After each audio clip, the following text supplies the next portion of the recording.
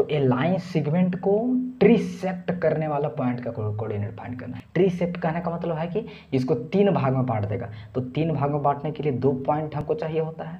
अगर 2 पॉइंट रहेगा तभी तो 3 भाग में बढ़ेगा। देखिए 1 2 3 3 भाग में बढ़ गया ना। अगर 4 भाग में बांटना है तो 3 पॉइंट चाहिए।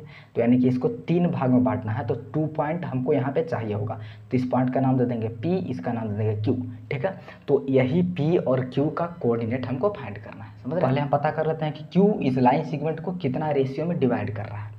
उसके लिए क्या करेंगे, ए से लेकर Q तक का डिस्टेंस और B से लेकर Q तक का डिस्टेंस फाइंड करेंगे। मतलब AQ अपॉन BQ फाइंड कर लेते हैं कितना होता है। तो A से लेकर Q तक आते आते 2 x मिल गया, मतलब 2x, और B से लेकर Q तक तो एक ही x है। तो मतलब स्क्वायर करेंगे तो 2 रेशियो बना रहा है। मतलब यहाँ पे M 2 है और N 1 है। मतलब Q इस लाइन सेगमेंट को 2:1 में डिवाइड करता है। अब तो आप हम फिर से फाइंड करेंगे आसानी से। आज इस वीडियो में हम लोग सेक्शन फार्मूला का कुछ इंपॉर्टेंट क्वेश्चन बहुत ही आसान तरीके में करने वाला है। ठीक है, तो आपको लास्ट तक देखना है तभी तो समझ में आएगा अच्छी तरह से। लेकिन उससे पहले अगर आप सेक्शन फार्मूला भूल गए हैं, मतलब आपको अगर सेक्शन फार्मूला नहीं याद है क्या होता है, तो मैंने आपके सामने लिख दिया हूँ, तो थोड़ी ज़रा इसको देख लीजिए ध्यान से।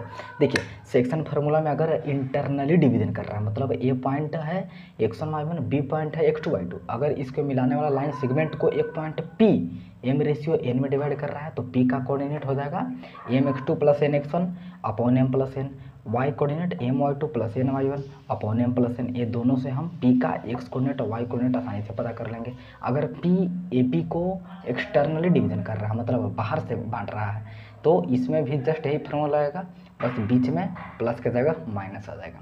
ठीक है, तो आपको ये थोड़ा सा याद रख लीजिएगा। अगर इंटरनली डिवीजन कर रहा है तो प्लस आता है, अगर एक्सटर्नली डिवीजन कर रहा है तो माइनस आता है। समझ रहे हैं? तो चलिए इस पर कुछ बेस्ट क्वेश्चन करते हैं, तभी आपको और अच्छी तरह समझ में आएगा। ठीक है, तो चलिए क्वेश्चन स्टार्ट करते हैं। तो चलिए आपके सामने क्वेश्चन तो आएंगे होगा। ठीक है, जिसको ज़रा सॉल्व करने का प्रयास आप भी कर सकते हैं मेरे साथ। तो देखिए क्या बोल रहा है, find the coordinates of the point which divides the line segment joining the points -17 and 4-3 in the ratio 2:3।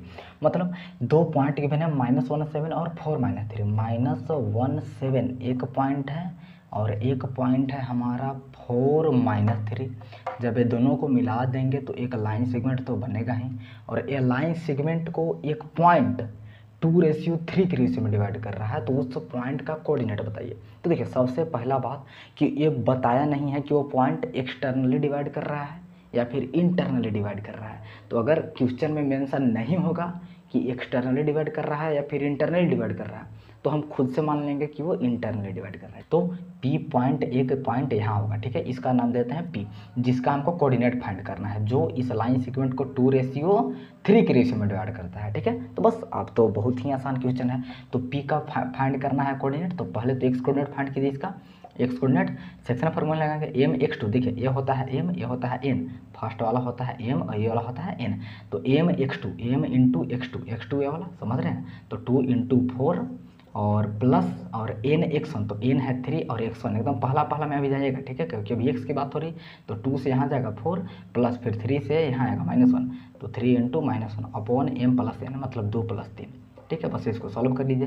तो 8 - 3, तो 5 आ जाएगा ऊपर, नीचे भी 5, मतलब x कोऑर्डिनेट कितना आ गया 1। उसी तरह y कोऑर्डिनेट निकाल लीजिए। तो m × y2, अब की बार दूसरा के पास जाएगा, तो m × y2, तो 2 × -3 प्लस n × y1, अब की बार दूसरा के पास आ रहा है। ठीक है, तो n × y1 मतलब 3 × 7 अपॉन m + n, 2 + 3। ठीक है, तो इसको ज़रा सॉल्व किया तो -6 + 21, तो -6 + 21 तो 15 हो जाएगा, बटा 5, मतलब y कोऑर्डिनेट आ गया 3। मतलब P का कोऑर्डिनेट्स कितना आ चुका है 1 3 is the coordinate of P। ठीक है, समझ रहे हैं ना? तो चलिए और क्वेश्चन करते हैं। तो चलिए आपके सामने क्वेश्चन तो आ ही गया होगा, तो इसको ज़रा सॉल्व करने का ट्राई कीजिए। तो देखिए क्या बोल रहा है, find the coordinates of the points of tree section of the line segment joining 4-1 and -2 -3। मतलब 2 पॉइंट गिवन है, तो दोनों पॉइंट को हम नाम देते हैं। एक पॉइंट A है जिसका कोऑर्डिनेट है 4-1 और एक पॉइंट है B जिसका कोऑर्डिनेट गिवन है -2 -3। जब ये दोनों को मिला देंगे तो एक लाइन सेगमेंट तो बनेगा ही। तो ये लाइन सेगमेंट को ट्रीसेक्ट करने वाला पॉइंट का कोऑर्डिनेट फाइंड करना है। ट्रीसेक्ट कहने का मतलब है कि इसको 3 भाग में बांट देगा। तो 3 भाग में बांटने के लिए 2 पॉइंट हमको चाहिए होता है। अगर 2 पॉइंट रहेगा तभी तो 3 भाग में बढ़ेगा। देखिए 1 2 3, 3 भाग बढ़ गया ना। अगर 4 भाग में बांटना है तो 3 पॉइंट चाहिए, तो यानी कि इसको 3 भाग में बांटना है तो 2 पॉइंट हमको यहाँ पे चाहिए होगा। तो इस पॉइंट का नाम दे देंगे P, इसका नाम दे देंगे Q, ठीक है। तो यही P और Q का कोऑर्डिनेट हमको फाइंड करना है, समझ रहे हैं ना। और ट्रीसेक्ट कहने का मतलब है तीनों भाग बराबर हैं, AP और यहाँ से PQ और यहाँ से QB, जो 3 भाग बन रहे हैं ना, जो 3 भाग बांट रहा है वो तीनों भाग बराबर है, ठीक है। तो P और Q का आपको कोऑर्डिनेट फाइंड करना है। तो देखिए ध्यान से, हम सबसे पहले P में चलते हैं कि आखिर P का कोऑर्डिनेट कैसे फाइंड। तो पहले तो हम फाइंड करते हैं कि P इस लाइन सेगमेंट को कितना रेशियो में डिवाइड कर रहा है। तो उसको फाइंड करने के लिए क्या करना पड़ता है, AP बटा PB, वही तो रेशियो होता है। A से लेकर P तक का डिस्टेंस और B से लेकर P तक का डिस्टेंस, मतलब AP अपॉन PB। तो आप AP को x ले लीजिए, PQ को भी x ले लीजिए और QB को भी x ले लीजिए, क्योंकि तीनों तो सेम ही भाग है। तो AP बटा PB कितना हो जाएगा, AP की जगह पर x लिख देंगे और PB की जगह पर P से B तक 2x हो गया, तो x कट के 1/2 ही तो आएगा, समझ रहे हैं ना। तो मतलब P इस लाइन सेगमेंट को 1:2 में डिवाइड करता है। अब तो आप आसानी से कैलकुलेट कर सकते हैं P का कोऑर्डिनेट।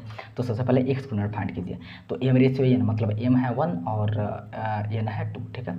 तो m x2, तो 1 × -2 प्लस n x1, मतलब 2 × 4 और बटा m प्लस n, मतलब 1 + 2। तो सॉल्व कीजिए तो ऊपर आ जाएगा -2 + 8, तो आता है आपका 6 और अपॉन 3, मतलब x कोऑर्डिनेट 2 आ गया। उसी तरह y कोऑर्डिनेट फाइंड करते हैं।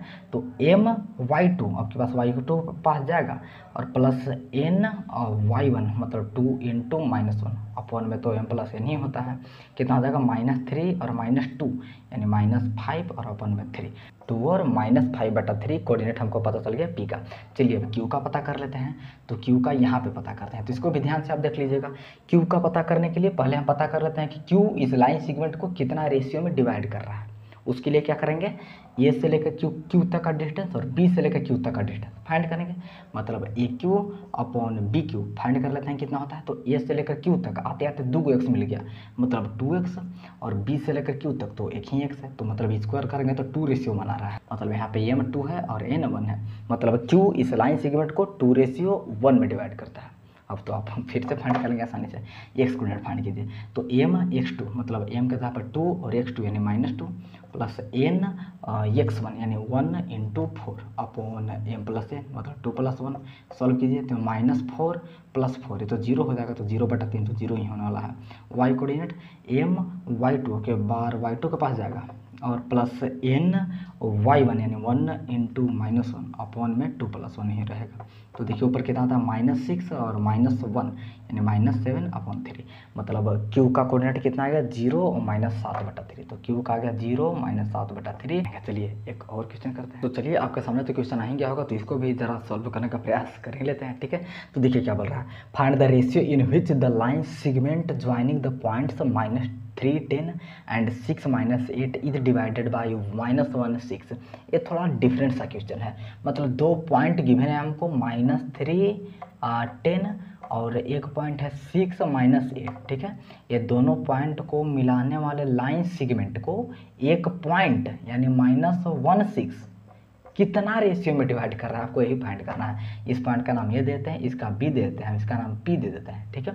तो कहने का मतलब है कि हमको A से लेकर B तक जो लाइन सेगमेंट है ना, ये दोनों का कोऑर्डिनेट गिवन है, और एक जो पॉइंट है जो इसको डिवाइड कर रहा है उसका भी कोऑर्डिनेट पता है, उसका भी कोऑर्डिनेट हमको पता है। तो आपको यही फाइंड करना है कि ये पॉइंट इसको किस रेशियो में डिवाइड कर रहा है, ये पॉइंट ए बी को किस रेशियो में डिवाइड कर रहा है। तो हम क्या करेंगे, ए से लेकर के बी तक का डिस्टेंस और बी से लेकर के पी तक का डिस्टेंस आसानी से कैलकुलेट कर सकते हैं डिस्टेंस फार्मूला से, समझ रहे हैं ना। फिर ए पी बटा बी पी करेंगे तो आसानी से m रेशियो एन आ जाएगा, वही तो हमारा रेशियो हो जाएगा। तो आसानी से आप कैलकुलेट कर सकते हैं, लेकिन आप एक मिस्टेक कर रहे हैं। क्या कर रहे हैं कि रेशियो तो आपको पता चल जाएगा, लेकिन आप ये थोड़े जान रहे हैं कि पी इसके अंदर ही होगा, मतलब P इंटरनली बाइसेक्ट कर रहा है, मतलब इंटरनली इसको डिवाइड कर रहा है, ये कहीं गिवन तो नहीं है, एक्सटर्नली भी हो सकता है। तो आप रेशियो तो कल फाइंड कर सकते हैं इस मेथड से, ऐसे तरीक़ा से, लेकिन आप ये नहीं बता पाएंगे कि P जो है वो इंटरनली डिवीज़न कर रहा है या फिर एक्सटर्नली डिवीज़न कर रहा है, समझ रहे हैं ना। तो हम ऐसा तरीका नहीं लगाएंगे, हम कोई दूसरा मेथड लगाएंगे जिससे हमको रेशियो भी पता चल जाए और ये भी पता चल जाए कि ये एक्सटर्नली डिवाइड कर रहा है या फिर इंटरनली डिवाइड कर रहा है, ठीक है। तो चलिए फाइंड करते हैं, हम जो मेथड बता रहे हैं वही मेथड से कैलकुलेट कीजिए। तो पहले तो हम लेट कर लेते हैं कि P जो है वो डिवाइड करता है AB को, यानी P divides AB in the ratio M ratio N, in the ratio M ratio N internally. ये हम खुद से लेट कर लिए हैं, ठीक है। हम मान लिए कि P जो है वो AB को M रेशियो N में डिवाइड करता है और इंटरनली डिवाइड करता है, हम खुद से मान लिए। और अब क्या करेंगे कि M/N हम फाइंड करेंगे, और M/N अगर पॉजिटिव आ गया तो हाँ भैया सही में इंटरनली ही डिवाइड कर रहा है, लेकिन अगर M/N नेगेटिव आ गया तो मतलब है एक्सटर्नली डिवाइड कर रहा है, ठीक है। तो चलिए अब M/N फाइंड करने का प्रयास करते हैं, कैसे फाइंड होगा। तो देखिए अब हमको पता है कि P इसको M रेशियो N में डिवाइड कर रहा है, तो आसानी से कैलकुलेट कीजिए। तो P का x कोऑर्डिनेट कैसे निकलता है, M(x2) मतलब M इंटू x2 यानी 6 प्लस N इंटू x1 यानी कि -3 और बटा M प्लस N। तो और y कोऑर्डिनेट नहीं उतना नहीं निकलना है, केवल x कोऑर्डिनेट से ही आपको काम चल जाएगा। देखिए हमको x कोऑर्डिनेट तो पहले से गिवन है -1, P का x कोऑर्डिनेट गिवन है -1, तो x की जगह -1 रखेंगे। यहाँ से देखिए 6m - 3n और बटा m प्लस n। अब आप क्रॉस मल्टीप्लाई कीजिए, हमको एक ही कोऑर्डिनेट से काम बन जाएगा, हमको कोऑर्डिनेट थोड़ा फाइंड करना है, हमको तो m रेशियो n फाइंड करना है। तो आप x कोऑर्डिनेट से भी फाइंड कर सकते हैं और या तो आप y कोऑर्डिनेट से भी फाइंड कर सकते हैं, ठीक है। अब देखिए अब m प्लस n उधर जाएगा तो कितना हो जाएगा 6m - 3n। अगर इसको क्रॉस मल्टीप्लाई करेंगे तो -m - n, समझ रहे हैं। अब m को साथ में कीजिए तो 6m और -m इधर जाएगा तो प्लस m मतलब 7m हो जाएगा। 3n को उधर भेजिए तो -n और ये जाएगा तो प्लस 3n तो 2n हो जाएगा, ठीक है। आप कर लीजिएगा ना। तो मतलब यहाँ से m/n देखिए कितना आ रहा है, m/n करेंगे यहाँ से m ये n को इधर बुलाएं तो उधर तो 2 बच रहा है और 7 को उधर भेज दिए मतलब कि जाके बटा में हो गया।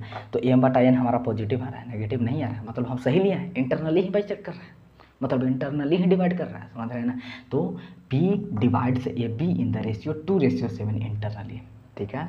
तो आप इस तरह से हमेशा फाइंड कीजिएगा। आप AP/PB करके मत कैलकुलेट कीजिए, 2/7 आ जाएगा, बिल्कुल आ जाएगा, लेकिन आप ये नहीं ना पता कर पाएंगे कि इंटरनली कर रहा है फिर एक्सटर्नली कर रहा है। तो उसके लिए आपको ऐसा मेथड ही लगाना पड़ेगा, ठीक है, ताकि आपको ये भी पता चल जाएगा कि कितना रेशियो में डिवाइड कर रहा है और ये भी पता चल जाएगा कि इंटरनली कर रहा है या फिर एक्सटर्नली कर रहा है। अगर ये प्लस में आ रहा है तो मतलब सही में इंटरनली ही कर रहा है, अगर माइनस में आ रहा है तो नहीं हम गलत माने हैं, यानी एक्सटर्नली कर रहा है, ठीक है। तो चलिए आई होप आपको समझ में आया होगा अच्छी तरह से। तो चलिए अगला वीडियो में मिलते हैं, अगला वीडियो में जरूर रहेगा, उसमें हम क्या सीखने वाले हैं, मिड पॉइंट फार्मूला। अब हम सेक्शन फार्मूला को एक स्पेशल केस होता है जिसको मिड पॉइंट फार्मूला बोलते हैं, वो अगले वीडियो में सीखेंगे, ठीक है। तो चलिए थैंक यू सो मच।